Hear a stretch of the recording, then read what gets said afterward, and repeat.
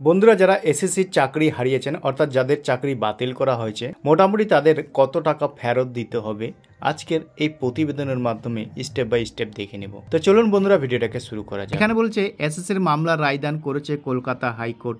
2016 SSC নিয়োগ পুরো panel বাতিলের নির্দেশ দিয়েছে বিচারপতি দেবাংশু বসাক ও বিচারপতি মোহাম্মদ সব্বর রশিদের ডিভিশন বেঞ্চ।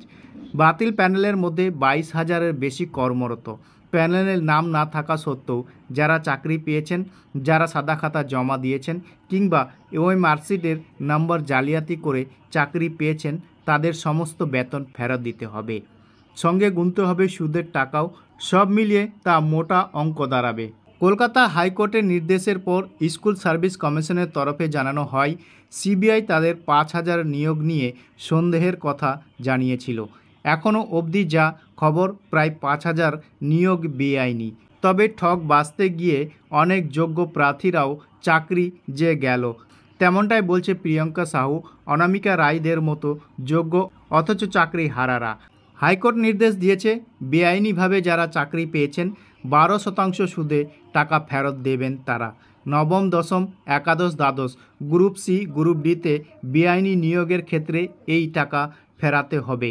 যা খবর, নবম দশম চাকরির ক্ষেত্রে একজন 40,000-এর কম বেশি মাইনে পান। এটা তার স্টার্টিং স্যালারি। 2019 থেকে বেতন পেলে 24 মার্চ অবধি সেটা প্রায় 24 লক্ষের কাছাকাছি। এরপর বেতন বাড়তে পারে। একাদশ দ্বাদশের ক্ষেত্রে স্টার্টিং স্যালারি মোটামুটি 44,000-এর আশেপাশে। এই হিসাবে এগোলে 2024 অবধি প্রায় 26 লক্ষ টাকা বেতন হবে ওই শিক্ষকের। এরপর টাকা বাড়লে বাড়বে মোটের পরিমাণও। তবে গ্রুপ সির ক্ষেত্রে চাকরির একেবারে শুরুতেই একজনের 26-27 হাজার টাকা দিয়ে শুরু করেন।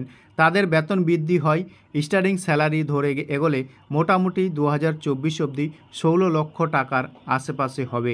গ্রুপ ডির ক্ষেত্রে শুরু হয় 19,000 টাকা, 2024 অবধি তা 11 লক্ষর মতো হয়।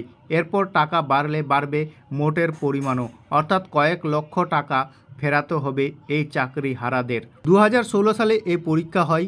25,573 জনের নিয়োগপত্র ইস্যু হয়েছিল 24,000 শূন্য পদের ভিত্তিতে, অর্থাৎ এখানে দুর্নীতির বীজ বোনা শুরু। এই দিনের নির্দেশের পর ওই মার্কশিট পূর্ণ মূল্যায়ন করা হবে, তার ভিত্তিতে নতুন করে নিয়োগ হবে। তবে নিয়োগ পদ্ধতি কী হবে তা এসএসসির বিজ্ঞপ্তি দিয়েই জানাবে। নির্দেশ কলকাতা হাইকোর্টের।